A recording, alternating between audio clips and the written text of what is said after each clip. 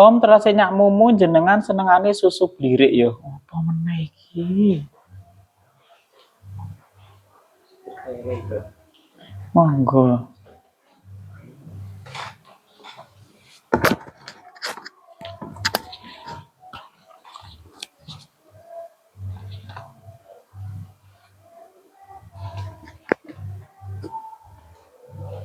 Sudah. Yes.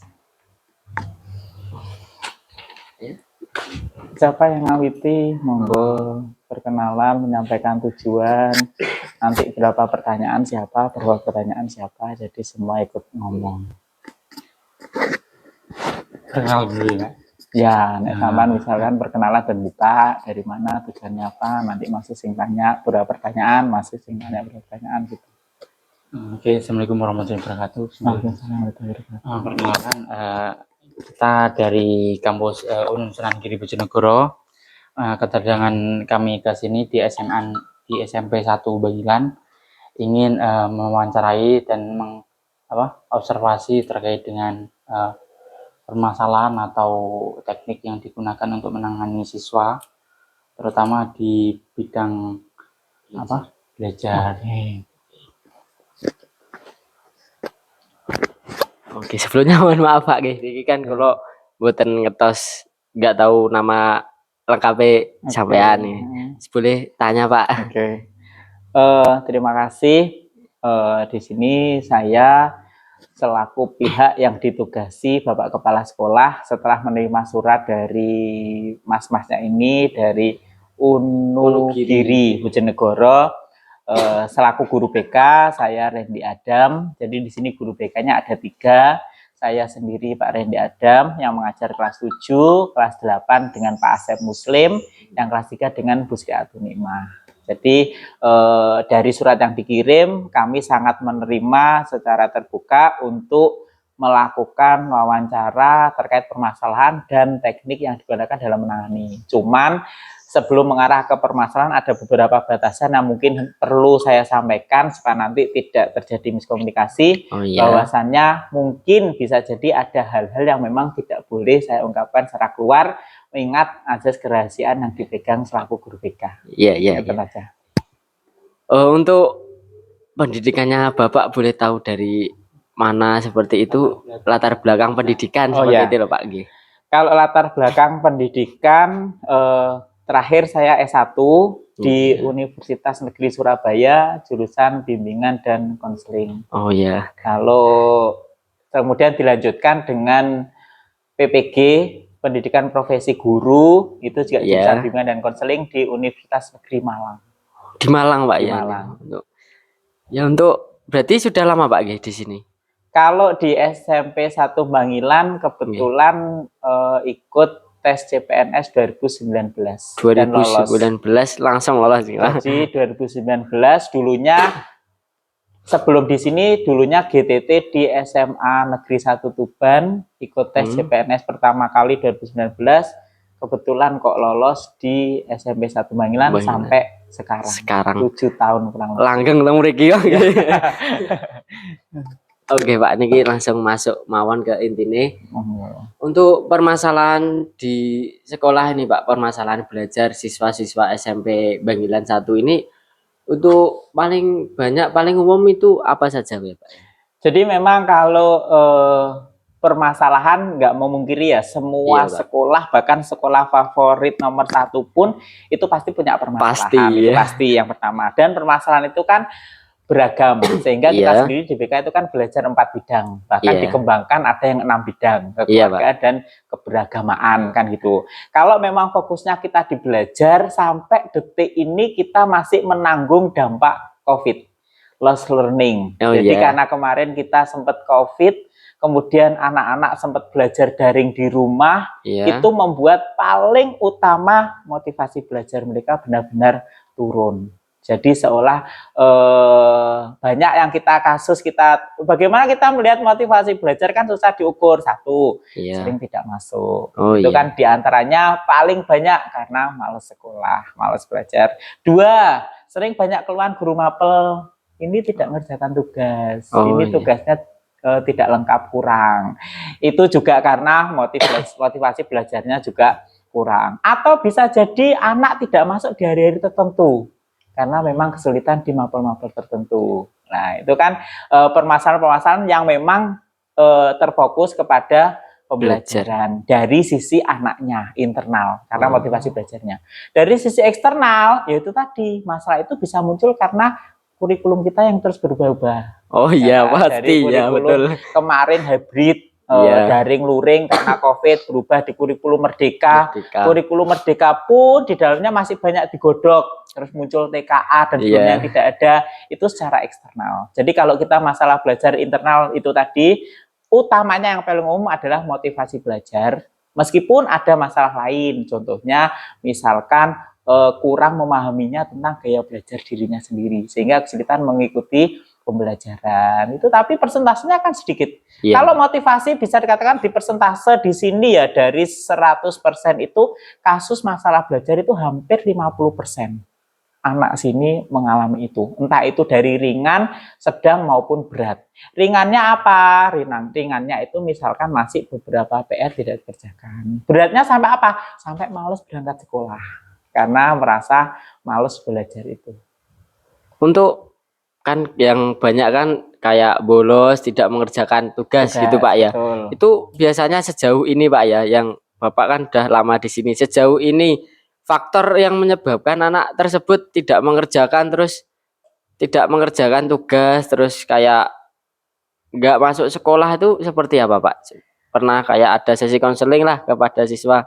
Otomatis masalah itu kan nggak bisa didiamkan. Dalam arti kita punya 3 penanganan: preventif, kuratif, dan develop. Preventif itu bagaimana kita mencegah, kuratif bagaimana kita menangani karena dia bermasalah itu, develop bagaimana kita melakukan pengawasan atau pengembangan supaya tidak jadi masalah lagi. Nah, kalau sisi preventifnya, terutama kita kebetulan di SMP 1 Banglan ini kita dapat jam masuk kelas. Jadi tidak semua sekolah punya. Kalau menurut aturan kurikulum minimal maksimal BK itu punya 2 jam. Minimalnya tidak ada. Jadi ada sekolah lain yang memang tidak bisa masuk kelas, cuma nunggu di ruang BK kalau ada masalah. Sementara kita di sini kita dapat seminggu 1 jam masuk kelas. Preventifnya apa? Di situ kita ngasih misalkan menerangkan tentang gaya-gaya belajar. Itu salah satu bentuk preventif kita supaya anak kalau paham gaya belajarku ini, misalkan auditori ya dengan musik, maka dia di rumah nanti kita sarankan sambil dengerin musik lah kalau menghafal supaya bisa nyaman. Itu preventifnya kita untuk mengurangi motivasi belajar yang rendah tadi. Siapa tahu dengan didukung mendengarkan musik, dia semakin semangat untuk belajarnya. Itu preventifnya. Kalau kuratifnya, biasanya kita faktor penyebabnya apa toh? Kok sampai kamu ini bolos, tidak masuk? Kok sampai tugas kok nggak bekerjakan? Ini kenapa? Satu, kadang dia bilang nggak bisa kok Pak. Loh, lah enggak bisanya kenapa? Kan kita kan prosesnya kan harus menggali seperti itu. Betul, Pak. Enggak bisanya kenapa? Ada beberapa anak yang mengatakan posisinya memang kesulitan di pelajaran. Ya mungkin kemampuannya memang kurang. Tapi banyak di sini yang saya lihat memang anak itu cenderung apa ya, faktor lingkungan yang menyebabkan dia merasa malas untuk belajar. Lingkungannya seperti apa? Keluarga yang tidak mendukung. Orang tua membiarkan. Yang penting orang tua kerja, sangu disangoni, bayar dibayari. Apakah mereka belajar atau enggak? Ya enggak tahu. Jadi faktor eksternal dari orang tua juga gitu. Itu malesnya itu satu, faktor internal itu karena dia memang pribadinya males. Kedua, didukung kurangnya perhatian dari pihak keluarga. Ketiga, lingkungan. Dan nek koncone males, gumbul mek males, ayo ngopi, ayo mabar. Akhirnya kan terus hilang motivasinya untuk belajar. Jadi penyebabnya itu saya tidak pernah menyalahkan anak. Yo mergo bocah males, saya tidak pernah. Tapi saya akan melihat bagaimana keluarganya di rumah mendukung enggak. Karena ada penelitian berapa persen tuh mengatakan kalau anak ini malas tapi lingkungan keluarga mendukung, itu bisa menjadi obat dari rasa malasnya itu. Jadi internalnya malas, eksternalnya kurangnya perhatian dari lingkungan keluarga selama di rumah. Bagaimana di sekolah? Ya, di sekolah kita kan tetap tidak akan makan pembiaran. Ya tadi kita tangani itu tadi. Jadi di sini guru BK itu sudah ada jam Pak ya? Ada. Seminggu sekali itu. Seminggu 1 kali. Tujuannya untuk melakukan bimbingan klasikal di kelas. Terus kan di sini ada berapa siswa yang ditangani oleh Bapak? Kalau itu ya siswa ampu ya ibaratnya siswa ya. ampu, Jadi kalau kita di sini berjenjang. Saya ngajar kelas 7, Pak Asep kelas 8, Bu Nima kelas 9. Saya pribadi menangani 288 siswa dari 9 kelas. Karena memang guru BK-nya cuma 3. 288 siswa. Kalau dibandingkan ya udah ideal. Karena aturan ideal kan 150 sampai 160 siswa. Tapi berhubung memang kalau di ring se-Indonesia guru BK ini kurang semua. Kan gitu. Idealnya di sini kalau melihat siswanya sampai keseluruhan satu kelas 3 itu sekitar 854. Itu kalau dibagi 150 kan sekitar 5 atau 6 guru BK. Tapi kita hanya punya 3. Ya kembali lagi ke regulasi pemerintah kan. Gitu. Sangat Jadi makanya dulu kan salah satu hal yang menyebabkan saya kenapa kalau ambil jurusan BK, lowongan kerjanya itu banyak ya karena guru BK itu banyak yang kurang. Saya dulu masuk BK juga seperti itu Pak pemikiran saya. Enggak tahu ya untuk masa depan saya. Iya Pak, untuk kan Bapak kan tahu permasalahan-permasalahan seperti itu bagaimana Pak cara Bapak itu di sini mengetahui permasalahan seperti itu? Apakah hanya kayak laporan dari guru kelas atau apa atau Bapak pernah kayak menganalisis mengidentifikasi masalah tertentu seperti itu atau bagaimana Pak ya? Jadi kalau prosedur kita SOP standar operasional prosedurnya kita guru BK di SMP 1 Bangkalan tuh satu langkah awal begitu anak-anak masuk itu kita punya angket AUM, alat ungkap masalah. Oh iya. Atau angket permasalahan peserta didik AKPD. Iya, angket kebutuhan peserta didik. Yeah. Nah, dari situ kita punya modal, kita sebar angket ke seluruh siswa kelas 7, kelas 8, kelas 9. Kenapa kelas 8 dan kelas 9? Kan mereka kelas 7 sudah tahu. Nah, masalah itu kan siapa tahu selama 1 tahun di kelas 7 ada yang sudah terentaskan. Iya, betul. Ada yang ternyata kelas 7-nya baik, ternyata naik kelas 8 dia bermasalah. Jadi kalau terkait masalah itu dapat dari mana? Satu yang pasti pertama model kita tiap awal tahun ajaran guru BK itu punya alat ungkap masalah berupa angket kebutuhan peserta didik. Iya, di situ kita tahu siapa yang bermasalah di pribadi, siapa yang bermasalah di belajar, siapa yang bermasalah di sosialnya. Di situ itu model satu. Yang kedua, kita berdasarkan laporan, baik itu laporan dari guru mapel, wali kelas atau orang tua. Yang ketiga, anaknya sendiri. Nah, anaknya sendiri biasanya itu datangnya itu biasanya kalau anak sendiri itu masalah yang tidak berat. Dia hanya, Pak saya lo kok kesulitan ya sama bahasa Inggris kalau menghafal itu anak sendiri. Tapi kalau yang dikirim pasti berat. Guru mapel misalkan, Pak ini lo belas nilai ini enggak ada sama sekali enggak ngerjakan. Atau orang tua ke sini, Pak niku lu nek teng griya mboten nate sinau dan sebagainya. Lah itu. Jadi datangnya masalah itu yang pertama pasti dari angket kebutuhan peserta didik di awal tahun. Di proses berjalannya ada 2. Yang satu datang sendiri, yang kedua dari kiriman. Baik itu guru mapel, wali kelas atau orang tua. Itu awal tahu masalah. Detailnya otomatis kan prosedur selanjutnya. Iya Pak. Untuk penyebaran angket itu Pak, itu di situ ada hanya konselor saja, maksudnya guru BK atau kayak ada peran guru lain yang membantu seperti itu loh Pak? Kan kalau, siswanya banyak itu loh. Ya. Kalau diangkat kebutuhan peserta didik AKPD kita itu guru BK yang berjalan. Guru BK, berjalannya gimana? Kita punya 1 jam masuk di kelas. Jadi di minggu pertama masuk pertama itu selain kita perkenalan kalau guru BK-nya sekarang saya dan sebagainya, kita juga bagi AKPD itu. Tujuannya apa? 1, ketika anak mengerjakan AKPD itu, angket itu, kita melakukan observasi. Ketika ngerjakan siapa sih yang sering usil sama temennya, ketika ngerjakan, nah itu kan awal kita paham. Ketika ngerjakan siapa sih yang berani bertanya kan gitu. Tuh ya, pada telepon. Tidak apa-apa Pak. Halo, assalamualaikum. Halo. Halo Pak, ini kalau potong gerbang. Oh gitu. Oh gitu ya. Mas, seandainya sampean antar di ruang kacang ngono piye aku ada tamu di belakang. Sampai masuk di ruang kaca itu loh. Nggak apa-apa, nanti dibayari Bu Masti A. Bilang Bu Masti A paketnya Pak Randy minta dibayari. Nanti dibayari. G. Oke, suwun Mas, makasih. Ye, sama-sama.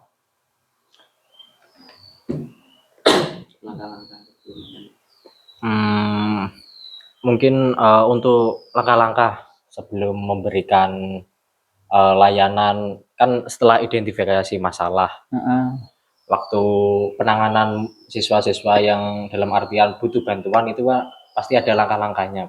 Mungkin bisa diceritakan lebih detail. Oke. Jadi gini, setelah kita tadi membahas tentang munculnya masalah itu kan ada 3 ya. Kita bahas satu angket. Pak, angket ini kan kita setelah buat kan disebar. Lalu setelah disebar dikumpulkan diapain? Apakah digeledak ataukah gimana, sehingga guru BK ini tahu dari angket ini, akhirnya supaya tahu gimana, otomatis yang pertama kita punya analisisnya. Jadi nomor sekian kalau dipilih maka dia masuk pada permasalahan pribadi. Nomor sekian dia masuk dalam masalah belajar, nomor sekian dia masuk karir dan sosial. Jadi pertanyaan itu bisa mengungkap 4 bidang permasalahan siswa. Jadi setelah kita angket itu di minggu pertama kita sebar, maka minggu kedua kita akan analisis. Nanti kita analisisnya hasilnya apa? Paling banyak ini permasalahan tentang apa toh? Siapa toh yang bermasalah parah di sini? Nah, setelah tahu analisisnya, maka diturunkan pada program BK. Misal kok terbanyak tentang motivasi belajar, maka program BK kita yaitu penjelasan tentang gaya belajar, penjelasan tentang motivasi belajar. Atau kalau di situ permasalahan terbanyak dari hasil angket yang dipilih oleh anak-anak itu permasalahan tentang kecanduan merokok, maka kita bikin materi program BK di 1 tahun itu harus disisipkan tentang bahaya rokok, bahaya narkoba. Itu kalau dari angket. Tapi kalau kiriman dari orang tua hampir sama dengan mereka yang datang sendiri. Maka kita lakukan tahapan dalam penanganan masalah. Apa itu? Identifikasi masalah, diagnosis, prognosis, treatment, sampai pada penguatan. Jadi ketika memang ada guru datang, maka kita akan melakukan tahapan konseling, karena ini kan sudah masuk di masalah. Kalau angket tadi masuknya di pencegahan, kita lakukan tahapan preventif, bimbingan klasikal di kelas. Tapi kalau siswa datang, guru kirim, orang tua laporan, maka kita lakukan konseling dengan tahapan-tahapan konseling. Apa itu? Identifikasi, diagnosis, prognosis, treatment, sampai pada penguatan. Oh iya betul. Kan di situ sudah seumpama Pak, di situ kan sudah diketahui ada kayak masalah pembelajaran. Biasanya itu tekniknya yang sering Bapak gunakan itu apa Pak? Kan ada teknik-tekniknya dalam itu yang biasa Bapak gunakan seperti itu apa? Jadi gini, teknik itu kan berangkat dari antecedent. Iya. Penyebab masalahnya apa? Iya betul. Jadi masalahnya ini berlima, dipanggil 1, 2, 3, 4, 5 anak, berlima. Karena masalahnya sama. Pak, bocah 5 iki gak tahu ngerjakan tugas, tak panggil berlima. Kita boleh konseling kelompok dengan dasar apa? Latar masalahnya sama. Iya. Tapi ketika ditanya antecedentnya berbeda dan treatmentnya harus berbeda, maka bisa kita pecah. Contoh, misalkan ternyata dia ngomong, kenapa toh kamu itu kok males, tidak pernah ngerjakan tugas, kan gitu. Apa yang membuat kamu seperti itu? Ini contoh ya, misalkan ternyata si A itu merasa bahwasanya saya itu lo pengen Pak kalau belajar itu ditungguin. Tapi orang tua saya itu selalu sibuk, saya tidak berani kalau ngomong. Bisa berdua sama Pak Randy. Kita apa? Kita gali terus. Jadi konseling itu nggak cuma sekali datang selesai pulang. Betul. Kita gali. Sebelum pertemuan kedua kita siapkan strateginya. Kita susun. Oh, diagnosisnya dia ini ternyata sebenarnya butuh perhatian, butuh ditungguin. Malesnya itu karena dia merasa sendirian, jadi nggak nyaman belajar sendirian. Maka prognosisnya apa? Kita pakai pendekatannya siapa? Carl Roger kah? Kita ciptakan strategi teknik kursi kosong. Kita coba bantu dia untuk bicara. Anggap ini ada orang tuamu. Ayo, disampaikan, kamu pengen seperti apa. Nah, kita latih treatment itu. Nanti di rumah baru kita suruh coba ngomong ke orang tuanya. Karena penyebabnya apa? Dia pengen ditungguin tapi tidak berani ngomong sama orang tuanya. Kita gunakan teknik kursi kosong. Kursi kosong. Atau, Pak, lah di rumah saya saja saudara saya itu loh Pak, SD tidak sekolah. Ada yang SMP merotol. Dia tidak punya figur. Nah, kita tulis diagnosa ini, orang tua saya juga lulusan SD Pak, tapi bisa kerja. Ini figur yang salah. Maka kita pakai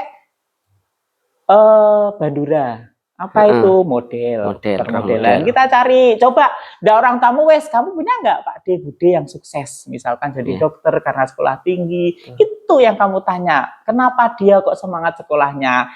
Nah, jadi kalau misalkan ditanya, teknik apa yang dipakai menyelesaikan permasalahan belajar? Sama-sama permasalahan belajarnya, tapi penyebabnya berbeda, mengakibatkan treatment, pendekatan, treatment, strategi, teknik konselingnya juga akan berbeda. Misal selalu berpikir, saya itu loh Pak, itu kok Pak, apa enggak pede kok Pak. Saya sebenarnya pengen Pak jawab. Ketika dijawab teman saya, ternyata jawaban saya itu betul, tapi saya enggak pede Pak. Saya merasa gondang salah, ditertawakan. Maka touch stopping, menghentikan pikiran negatif, nanti dirubah. Nah, kan tergantung. Kalau ditanya teknik apa yang digunakan, bergantung apa penyebabnya dan sisi mana kita harus memberikan solusi, kan gitu. Maaf Pak, sebelumnya kita kembali ke angket. Ya. Kan setelah menyebarkan angket, bagaimana kita tahu bahwasanya siswa-siswa itu ngisi dan membaca secara betul gitu? Nggak diawur. Ya, betul. Secara diawur kan gitu misalnya. Biasanya kan data kita yang peroleh pasti kan ya beda nanti kalau diawur. Gitu. Pak, bagaimana menjaga satu supaya anak-anak mengisinya itu real. Sejujur-jujurnya, tidak gugup langsung diawur seperti baru selesai. Karena efeknya Pak, kalau diawur baru selesai kan nggak valid permasalahan di lapangan dengan hasilnya kan gitu. Otomatis apapun asesmennya, apapun alat ungkap masalahnya, entah itu observasi, entah itu angket wawancara, maka kuncinya supaya itu valid di bagian awal pembuka dan petunjuk itu guru BK harus bisa. Apa itu? Katakan, ini rahasia. Hanya kamu dan saya yang tahu apa yang kamu isikan. Dua, ini tidak akan mempengaruhi nilaimu. Kalau kamu masalahmu malas belajar, tulis malas, kamu nggak akan terus nilaimu jadi turun. Karena ini urusannya dengan BK, bukan dengan guru mapel. Ini tujuannya bukan nanti untuk menghukum. Kalau kamu benar salah, tidak akan kita berikan skor atau panggilan orang tua. Tapi kita bantu untuk menyelesaikan masalah ini. Jadi kita yakinkan, kadang anak kalau disuruh ngisi tidak berani selalu diisi yang baik karena apa? Karena takut, gue lah nggak munggah, gue lah pengaruh nilaiku jelek, gue lah dikandakno orang tuaku. Sehingga kita kasih mereka pemahaman dulu sebelum ngisi. Ini isinya untuk apa? Satu, ini rahasia antara kamu dan saya. Nggak mungkin hasilmu ini tak buka ke teman-temanmu atau gurunya, nggak mungkin. Supaya dia mengisinya, oh iya sih ngerti cuma Pak Randy. Yang kedua kita yakinkan, ini tujuannya untuk apa? Menangani masalahmu. Ini tidak akan berhubungan dengan nilaimu, dengan skormu, dengan naik tidak naik kelasmu. Dengan gitu, mereka mengisinya bisa. Itu yang selama ini kita gunakan. Meyakinkan mereka dulu bahwa angket ini itu tujuannya untuk positif, bukan untuk negatif. Itu yang kita lakukan. Apakah Bapak pernah menggunakan teknik ya self management atau terus kayak problem solving atau dan lain-lain? Kalau permasalahan, jadi gini, permasalahan itu kan ada yang sedang, ada yang ringan, sedang, dan berat. Bisa jadi permasalahan ringan itu hanya sebatas kita ngobrol, ternyata konseling sudah menemukan sendiri. Oh iya ya Pak, harusnya saya kan gini. Nggak perlu sampai kita teruskan berkali-kali. Ada yang sedang, ternyata 2 kali itu sudah Pak, saya bisa Pak. Ternyata ada yang sampai berat berkali, masih nggak berani ya Pak saya. Nah, terkadang apakah kita pernah mengadakan self management? Otomatis pernah. Bahkan cenderung sering. Kepada siapa? Kepada mereka yang bermasalah setiap kali ada PR tidak dikerjakan. Karena apa? Tidak bisa mengatur waktu belajarnya. cenderung nek wis kena game, akhirnya kan manajemen apa itu manajemen, bagaimana kita mengatur waktu, membuat jadwal, memenuhi jadwal itu baru kita mengkoreksi. Itu pernah. Terus apakah pernah pakai problem solving? Nah, saya nggak paham. Problem solving itu kan penyelesaian masalah, ya kan? Apakah saya ketinggalan update? Apakah memang di BK itu ada teknik problem solving? Kan gitu. Karena setahu saya problem solving itu penyelesaian masalah. Menggunakan tekniknya apa? Stopping atau mungkin modeling atau empty chair, kursi kosong, atau yang terbaru ini kan ada konseling kipas, ada SFDC, solution focus brief therapy yang langsung berfokus ke solusinya. Kalau pendekatan lama kan digali terus apa penyebabnya apa ya. Kalau konseling baru kan wes itu lama ya lama. Sekarang kita yang baru seperti apa fokusmu, kamu pengen berubah seperti apa, itu kan SFDC yang terbaru. Jadi kalau ditanya apakah pernah pakai self problem solving, nah kalau memang ini permasalahan betul diselesaikan ya pasti kita akan problem solving. Atau mungkin dimaksud pendekatan ini studi kasus. Jadi kita sajikan suatu permasalahan yang sama hampir dengan dia, terus kita bahas, terus dia baru menganalogikan. Oh iya ya Pak, ternyata permasalahan ini tuh kayak aku juga ya. Kalau ini bisa berarti aku juga bisa. Itu juga pernah. Jadi mengundang. Ada yang misalkan kok enggak bisa ngatur waktu, konseling berdelapan. 2 diantaranya ini anak yang memang pinter, rajin dan punya jadwal belajar. Sebagai apa? Sebagai model. Piye kamu kok bisa? Nah, sharing dengan temannya. Itu juga pernah dilakukan. Jadi tidak selalu harus guru BK yang ngomongi. Punya contoh iki ae bisa temenmu. Nah, otomatis kamu kan bisa mencontoh strateginya dia.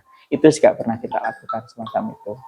Tapi lebih sering konseling kelompok atau konseling individu? Lebih sering konseling individu. Karena di konseling kelompok pun ketika dikirim jadi satu, terkadang kalau kita sudah mulai mencoba menggali penyebabnya, itu pun akan ada anak-anak yang ditarik untuk melakukan konseling individu. Ya, karena bisa jadi kalau dikelompokkan dia nggak akan bisa selesai, harus individu. Tapi ada yang memang tetap bisa dikelompokkan karena mungkin permasalahannya sebatas ringan, hanya saja kayak iso ngatur waktu. Ya wis berlima diatur bareng waktu nih, besok dievaluasi. Siapa yang bisa nepati waktunya, siapa yang belum bisa.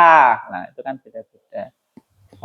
Saat ada siswa itu Pak ya misalnya masuk konseling individu, itu saat proses penggalian informasi adakah siswa yang kayak kurang terbuka gitu Pak, sulit untuk menggali informasinya gitu.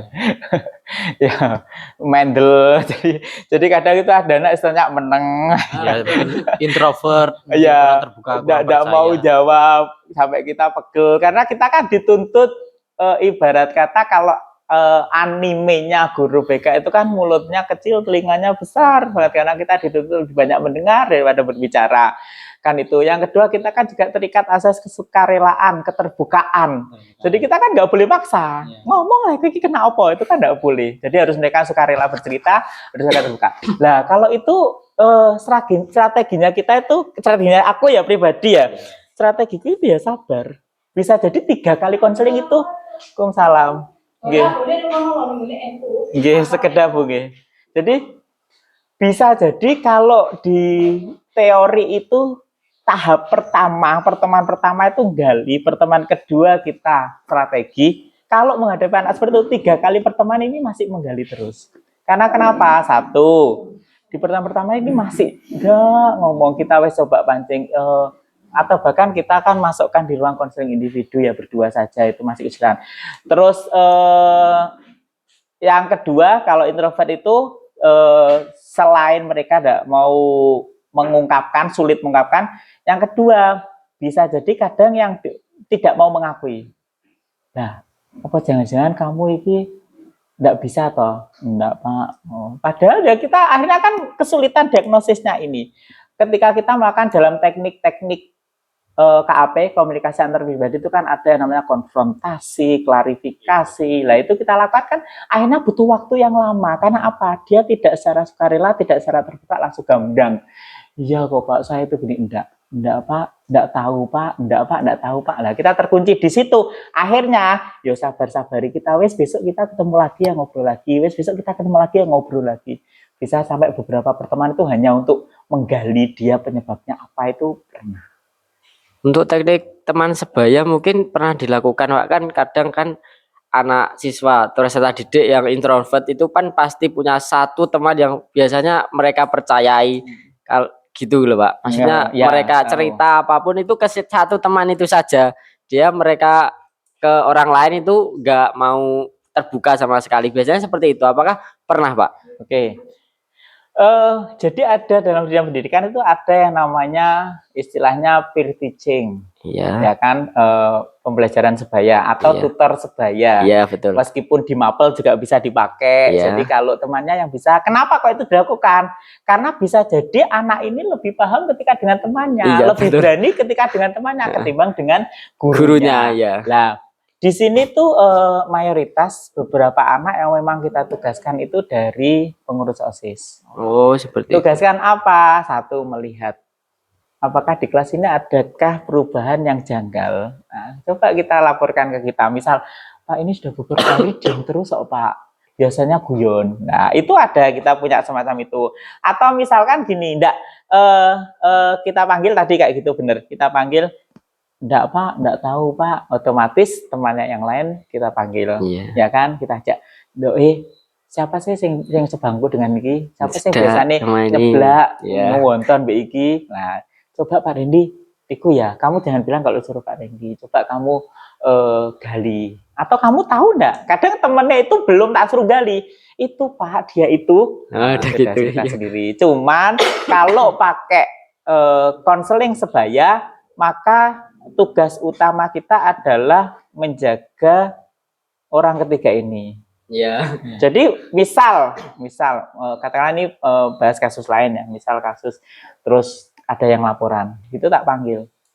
Oh, di CCTV ada kok, padahal tidak ada. Laporan dari teman, karena kita melindungi si pelapor ini. Jadi teman sebayanya itu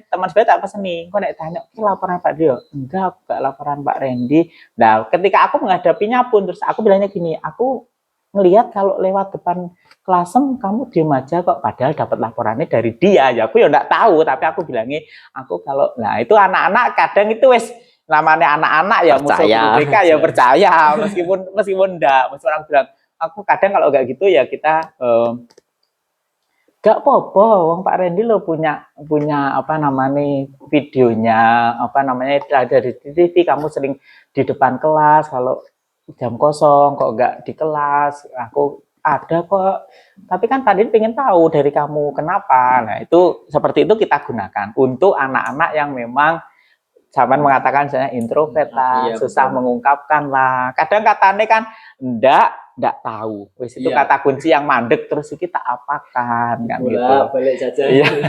Kan gitu. Pasti gitu. Enggak, Pak, enggak tahu. Padahal dia kenapa-napa. Enggak kok, Pak, enggak ngaku. Bilangnya, "Lah enggak tahu." Kan gitu. Jadi tahap awal konseling itu adalah menyadarkan si konseli atau si anak ini bahwa dia itu sedang bermasalah. Kadang dia kan enggak merasa kalau enggak aku baik-baik saja kok, kenapa harus masuk BK, padahal dia sebenarnya sedang bermasalah. Tuh. Sudah? Ya. Mungkin untuk apakah ada Pak siswa di sini, kan ada tadi permasalahan rendah, sedang, sama tinggi atau sulit itu. Kayak apa sih contoh permasalahan sulit atau tinggi di sekolah ini dan bagaimana cara Bapak untuk mengatasinya? Oke. Sebenarnya tidak ada kategori baku ya dalam kebekaan. Oh, ini masalah sedang, oh, ini masalah ringan, oh, ini masalah berat. Bisa jadi katakanlah di sini anak gak ngerjakan PR itu masalah yo ringan, yo kita tangani. Memang anak ini yang ngerjakan PR, kenapa? Tapi kalau ditempatkan di SMP 1 Tuban, SMP 2 Tuban, sekolah favorit, ini wis masalah besar, ini bocah kok gak gara PR. Nah, belum lagi mereka kalau ketemu di sini katakanlah setiap hari anaknya jaluk jemput karena enggak mau sekolah, itu wis beda lagi ukurannya. Jadi kalau sedang itu kita kategorikan penanganannya itu biasanya setelah kita masuk tahap kuratif penyelesaian dan pengawasan, masalah ini berulang. Nah, ini berarti masalahnya cukup sedang.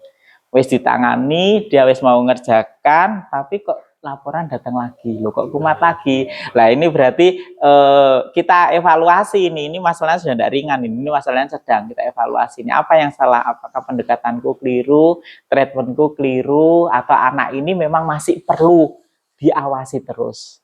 Kalau yang berat, ya misalkan katakanlah kadang sampai beberapa hari perlu. Kita sering misalkan kok motivasi belajarnya rendah sampai malas sekolah, kita sering berangkat kita jemput, tidak masuk kita jemput. Atau perlu perhatian khusus, ya wes lah absen di BK dulu supaya kita tahu kalau kamu masuk. Itu sudah berat bagi kita. Tapi kita sampai melakukan itu supaya apa? Yo, nek misalnya sekarang kan apalagi khususnya di Tuban kan sedang menggerakkan banget jangan sampai anak putus sekolah. Jadi kita sampai treatment bahkan sampai beberapa minggu itu sering kalau tidak masuk kita jemput, kita suruh mandi, kita tungguin, kita ajak berangkat sekolah itu gitu sering. Atau melibatkan orang tua. Wes Bu, jenengan mau tidak mau sampai nanti ujian wajib diantar. Karena diantar seragaman sekolahnya ning kono minggu mrene.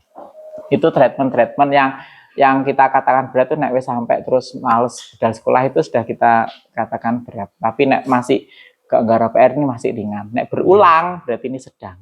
Nek belum sekolah ini berat. Treatmentnya karena kompleks kadang. Orang tua, keluarga juga, pertemanan di luar. Konconane mbek gede-gede Pak iku. Nah, ini kan kita melawan lingkungan itu yang paling sulit Pak. Ya, menangani kasus ternyata setelah dioperasi HP ini bocah cah iki ya 18 KB kita. Nah, bagaimana kita nyegati media sosial kan juga sulit. Kita hanya bisa ngasih pemahaman itu keliru, kecanduan itu bisa merusak otak, membuat itu yang bisa kita lakukan. Tapi nek melawan lingkungan dan masyarakat itu sulit ya, betul. Berat, tugas berat kita itu. Terus ketika ada siswa kalau ingin konseling atau bertemu dengan Bapak itu gimana caranya? Ambil kartu atau langsung telepon atau langsung datang ke sini? Ada gini jadi kalau mereka itu ada yang misalkan kita kan mempersilahkan sebenarnya. Mempersilahkan selama di jam kerja itu boleh silakan datang ke ruang BK.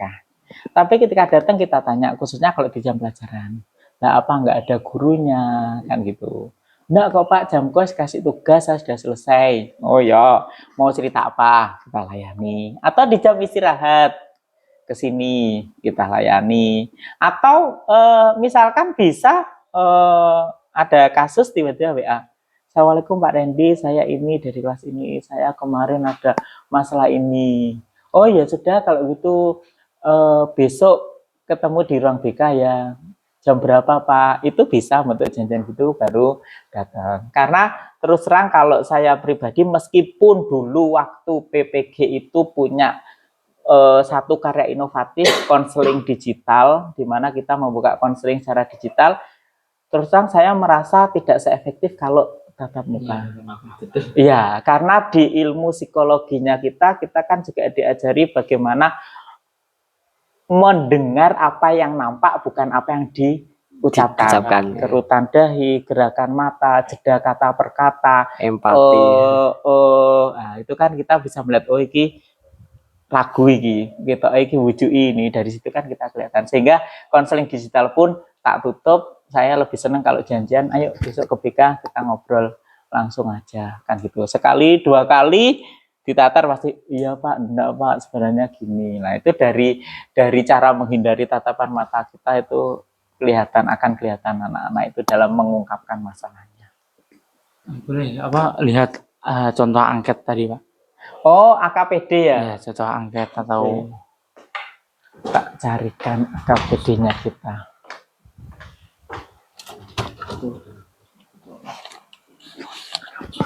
Wow. AKPD kelas 9, AKPD. Nah, ini.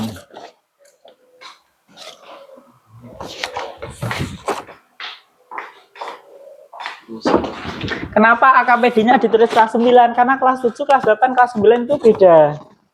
Kalau kelas 9 muatan AKPD-nya lebih cenderung ke karir karena mereka mau dilanjut. Kalau kelas 7 AKPD-nya mereka lebih kepada adaptasi dari SD ke SMP. Kalau kelas 8 lebih ke motivasi belajar memang. Izin foto ya? Ya, enggak apa-apa, silakan difoto. AKPD.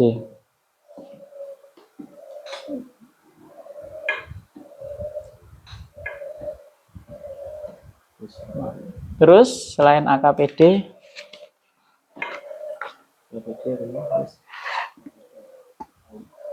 itu dokumen penanganan mungkin Iya Pak, boleh, enggak boleh. apa-apa tak fotokan. Kalau misalkan nanti memang perlu tak tutup namanya kan enggak masalah. Karena Oh, iya. kita pun nanti kalau di penilaian sekolah, penilaian kepala sekolah akan kita keluarkan, tapi dalam bentuk yang skip identitas. Pakai inisial nonton Pak. Kita tutup Langsung bagian ditutup, identitas, langsung iya. kita tutup baru kita scan. Kan gitu. Karena memang kita enggak boleh mengeluarkan itu dokumen.